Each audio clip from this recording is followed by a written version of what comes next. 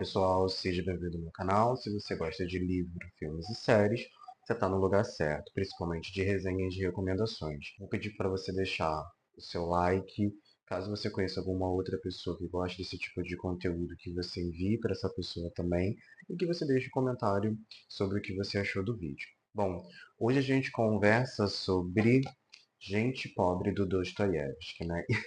E eu já falo, gente, que esse aqui foi um dos livros mais tristes que eu já li na minha vida. Eu acho que só perde realmente para esse livro aqui, ó. 10 minutos e 38 segundos neste mundo estranho, da Elif Shafak. Esse aqui é o livro mais triste que eu já li na minha vida, e depois vem esse. Tanto que este livro aqui, eu ainda não consegui terminar a leitura dele, né? Eu parei na página 143. Realmente é um livro muito triste. Pretendo ler em algum momento da minha vida que eu esteja melhor, que eu consiga lidar com essa história. É uma história realmente bem pesada. Então, esse é o livro mais triste que eu já li na minha vida. E, em segundo lugar, a gente tem aqui Gente Pobre do Dostoiévski, que realmente eu já aconselho você ir para esse livro se preparando para uma história que realmente é muito triste. Bom, o que eu acho interessante a gente falar desse livro é justamente a crítica social que ele tem. Dostoiévski, ele apenas com 24 anos, já escrevia um livro, né, dessa densidade, apesar de ser um livro muito curto. Nessa minha edição da Príncipes tem só 159 páginas. Dostoiévski, ele vai nascer em 11 de novembro de 1821, tá? Só que o que acontece na vida de Dostoiévski?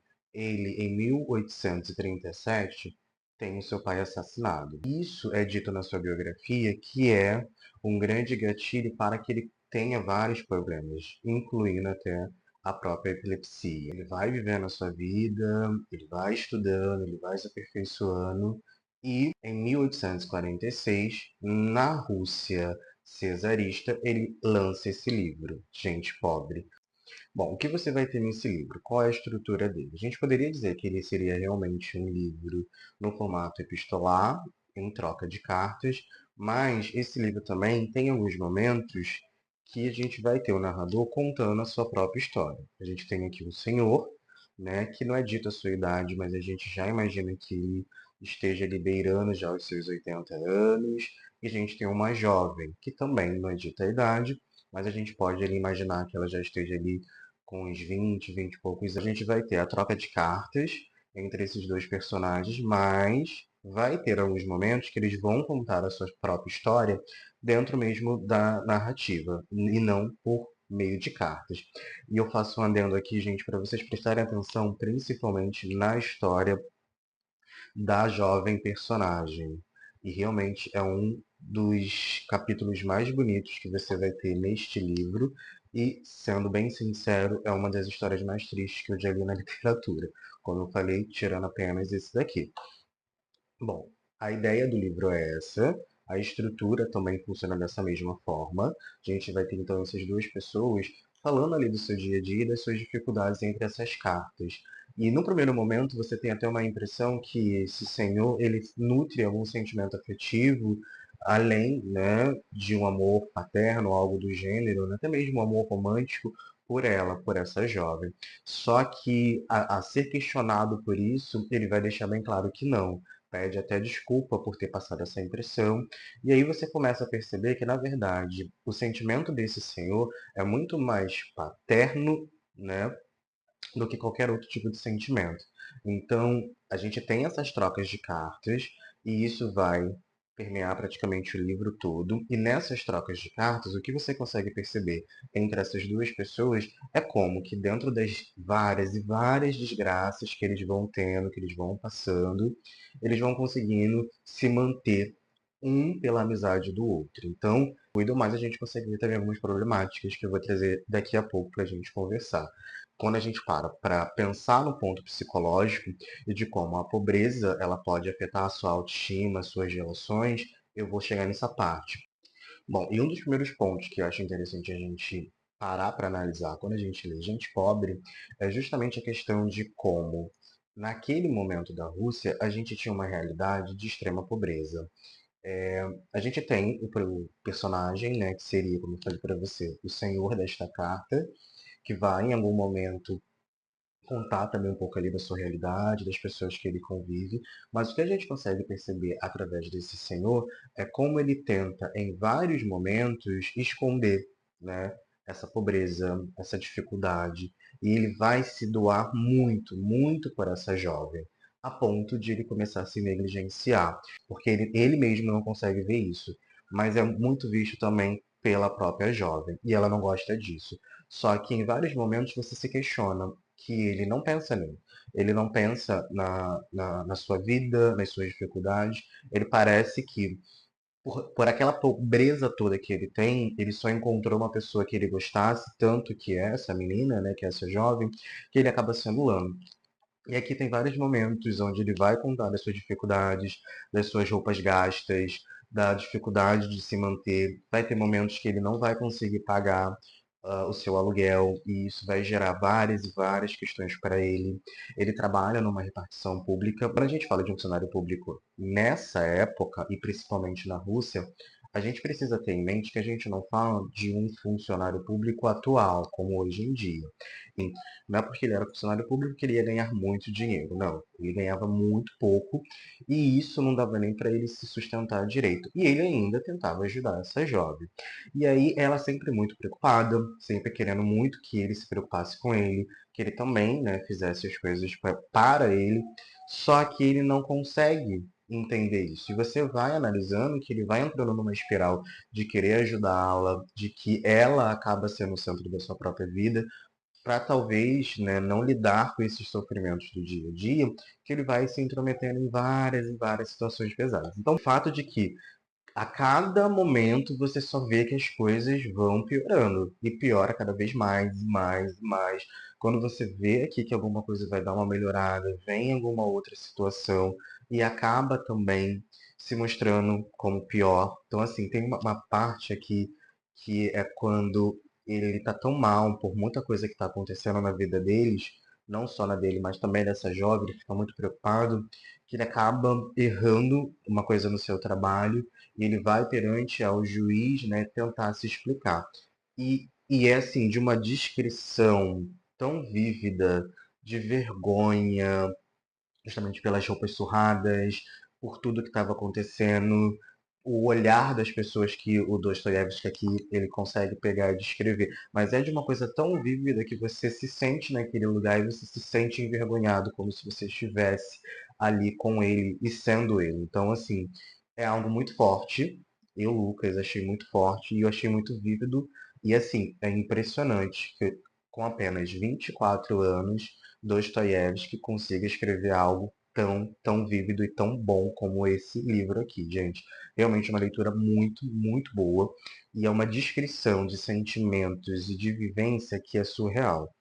Então, o que a gente consegue perceber é que esse senhor, em vários momentos, ele vai se anular, né? Justamente por essa questão dessa baixa autoestima, né? O que parece aqui é que na vida dessa pessoa, né, desse senhor, não tem mais nada. E a única coisa que ele consegue encontrar para se motivar e para continuar ali existindo seria essa jovem órfã. Quando a gente fala da história dessa jovem, a gente vai ter uma jovem que é órfã e que ela, o livro não explica muito bem, dá só algumas pinceladas, mas o que você consegue entender é que essa jovem morava com a sua tia após, né, a morte do seu pai. Ela perde seu pai primeiro, vai morar com a sua tia junto com a sua mãe e depois ela perde a sua mãe. O que a gente consegue deduzir é que acontece algo muito ruim nessa vivência e mais à frente você vai conseguir descobrir o que que é, e ela sai de lá e vai viver perto desse senhor. E eles têm algum tipo de parentesco, pelo que eu entendi, ou laço, algo do gênero. E aí essa jovem, ela sai de lá com vários traumas, né? Uma jovem que tem uma saúde muito frágil, e isso é algo que a gente consegue perceber, que é retratado também como que aquela pobreza afetava a saúde daquelas pessoas. Dentro desse livro a gente vai ter também uma outra família descrita como assim, uma família que passa uma grande necessidade e, nossa, o final de um desses membros da família é uma das coisas mais tristes que você vai ler, assim. você fica pensando, né, quantas pessoas passam por isso ou já passaram por isso. Então, o que a gente tem aqui nessa órfã é justamente uma órfã cheia de traumas, que tem uma saúde muito frágil, que não tem mais ninguém no mundo a não ser a sua amiga, que ela divide ali, no caso, o apartamento, e ela aceita esses cuidados desse senhor, mas ao mesmo tempo ela fica preocupada justamente com tudo que está acontecendo ali, e como ele pega e também está, de uma certa forma, abrindo mão das suas vontades, das coisas que ele gosta, para pegar e ajudá-la. Então ela tem um sentimento de culpa e ela acaba também criando uma dependência, né, em alguns momentos financeiro e também de sentimentos por esse senhor. Então o que a gente consegue entender é que apesar de ser uma relação muito bonita e retratada aqui como algo forte, a gente tem laços que são de uma certa forma dependência um do outro. E esses laços em muitos momentos não vai ser muito positivo, porque vai gerar cada vez mais uma tristeza entre essas duas pessoas. Então, sim, eu acho que o livro tem essa ideia de mostrar que essa amizade ela pode ser uma amizade que vai fazer que você passe por vários processos e vários enfrentamentos na sua vida, mas ao mesmo tempo, quando a gente para olhar um pouco fora da história e analisar a dependência que é criada desses personagens, a gente consegue entender que isso não é algo tão saudável. E aí o que eu acho que é importante a gente pensar é como que a pobreza ela pode realmente moldar escolhas, né? Moldar a sua autoestima. E também ela molda principalmente emoções, porque eu acho que o que tem aqui de mais palpável, digamos assim, é a atmosfera que o Dostoiévski consegue trazer. É uma atmosfera de pobreza, até a forma como ele vai pegar e vai descrever a Rússia nesse momento, é uma Rússia fria, nebulosa, chuvosa. Então você tem realmente aquela ambientação e aquela atmosfera pesada, de uma emoção cinza, de uma emoção negativa, de um peso. Se eu pudesse talvez definir a atmosfera deste livro, eu falaria que seria sim uma atmosfera pesada, né? Uma atmosfera que te traz aquela sensação de frio, de agonia, de que você pensa que algo vai acontecer. Se você é uma pessoa ansiosa, eu peço que você pense no momento que você está da sua vida, né? E escolher ali um momento onde você não esteja muito ansioso, faça exercícios de respiração, porque em alguns momentos você pode se sentir um pouco ansioso. Eu me senti um pouco ansioso às vezes lendo esse livro, por a sucessão de acontecimentos ruins, e você fala, gente, é impossível. Não pode, isso não pode mais acontecer. E quando você acha que essa pessoa vai conseguir alguma coisa boa, vem uma outra desgraça em cima e você fala, meu Deus, que nervoso. E você vai sabendo a história dessas duas pessoas e você vai, né, olhando cada vez mais as dificuldades, as vicissitudes que essas pessoas vão passando. E aí você vai cada vez mais ficando nervoso e ansioso. Tem uma parte nesse livro que essa jovem tem uma pessoa do seu passado voltando ao seu presente, fazendo uma proposta para ela que para ela parece ser irrecusável, e essa proposta acaba tendo como consequência o afastamento desses dois. E assim, o término desse livro é uma das coisas mais tristes. Você vê uma pessoa indo para uma vida que é de infelicidade, onde ela já sabe que ela não vai ser feliz, e a gente vê já que isso se desenha ali após essa escolha, e você vê de um outro lado um senhor que não sabe como viver sem essas trocas de cartas. No final desse livro, o jovem que veio na vida dessa menina e que também contribuiu para esse trauma, ele vai, e pelo que eu entendi, é como se tivesse desonrado ela ou algo do gênero, né? Tivesse a seduzida, deixado depois, o jovem volta, pede ela em casamento e eles vão sair ali da Rússia. E ele já deixa claro que ele não gostaria que ela continuasse fazendo essas trocas de cartas, né? Ela aceita porque ela tem na sua cabeça que ela é uma pessoa doente, que ela não tem oportunidade, que ninguém vai se interessar por ela, e a pobreza é tão grande e o desespero de não conseguir mais se manter também é tão grande que ela acaba aceitando, mesmo ele tendo magoado, tendo feito tudo que fez, ela prefere aceitar para conseguir sobreviver, né? Porque viver eu acho muito difícil, sendo infeliz, como ela já mostra aqui que provavelmente ela vai ser. E aí essa decisão acaba afastando esses dois. E aí o senhorzinho fica desesperado, porque ele não consegue se ver mais sem essa pessoa, aonde ele tinha um suporte também para se manter. Questões que a gente já consegue analisar. O julgamento pela aparência, a gente vai ter muito isso sendo dito aqui no livro, como essa aparência, essa pobreza era algo muito que se... tem uma parte que fala sobre a pobreza, de como ele se sente invisível. A gente tem uma parte também onde o narrador vai pegar e falar como a sociedade naquele momento via as pessoas pobres, né? Tem uma parte que fala muito sobre isso que é interessante para pensar o que gente pobre traz como reflexão, o que a gente pode tirar sobre isso, é como que a pobreza pode atingir várias questões dentro de uma pessoa. Atingir o psicológico de alguém, como isso pode distorcer a realidade de alguém, principalmente sobre seus sentimentos, a gente consegue ver que esse sentimento vai se distorcendo um pouco para algo que não é funcional, que não é bom para ambos os personagens, né? E isso eu acho que é algo que a pobreza pode fazer.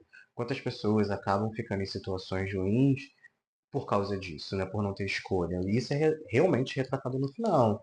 Pela pobreza, pelo fato dela não se sentir mais capaz de trabalhar ou de ter também condições de trabalho, a gente tem essa questão de gênero aqui também, ela acaba se casando com uma pessoa que ela não ama e que ela sabe que ela vai ser infeliz, mas pelo menos ela vai sobreviver. Então, como que a pobreza pode atingir seu psicológico, a autoestima, suas emoções, suas escolhas, né? Essa é a minha resenha de Dostoiévski, de Gente Pobre. É um baita livro, um livro que eu acho que você precisa de um momento certo para você ler. Eu acho que se você já está triste, passando por problemas financeiros, talvez não seja o melhor momento que você queira ler esse livro.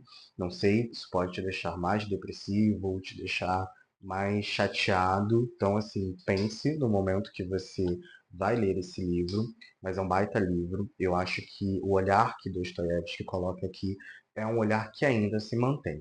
Depois que eu li esse livro, eu quis fazer uma pesquisa para saber como que a gente está no Brasil, principalmente sobre a pobreza. Como esse livro foi escrito em 1846, né, a gente imagina, poxa, muitas das coisas que são retratadas aqui não deve ser muito atual hoje em dia, né? Não deve ser muito vívido por pessoas. A gente já deve ter feito muitas mudanças referente a isso. Então, quando eu acabei de ler esse livro, eu pensei, pobreza ainda existe no mundo? Existe no Brasil? Existe perto de mim? Porque às vezes a gente fala de uma pobreza, que é essa pobreza aqui que é retratada, como algo que só vai existir em 1846, ou então antigamente, ou então só no interior do país. Mas será que essa pobreza não está perto da gente, da nossa rua? Será que isso não é algo que está perto e a gente não consegue ver? E aí eu dei uma pesquisada aqui e encontrei essa reportagem que eu vou deixar depois para vocês ali na descrição do vídeo. Foi publicada no dia 4/12/2024, tá bom? Há 5 meses atrás, quase 6. Mapa mostra locais no Brasil onde pobreza é mais intensa. A gente tem, ó, a parcela de brasileiros miseráveis recua para 4,4%, mas ainda há 9,5 milhões nesta situação de pessoas miseráveis. Então, essa realidade que é descrita aqui em 1846 de gente pobre, de Dostoiévski, né, ainda é uma realidade para 9,5 milhões de pessoas. E eu estou falando isso apenas no Brasil, né? Imagine no mundo. Então, é um livro que te faz pensar, que te faz ter um olhar diferente para aquilo que você está vivendo. Bom, galera, agradeço mais uma vez pela companhia de vocês. Para quem ficou aqui até esse momento, para quem continua acompanhando o canal, agradeço muito. Se você já leu esse livro, me fala o que você achou, o que você pensou, né, sobre essa leitura. Se você já teve também um olhar, né, que poderia ser tipo meu ou não. Então, deixe seu comentário, deixe seu like, compartilhe com os amigos que gostam desse mesmo conteúdo e eu agradeço muito. Tchau, tchau.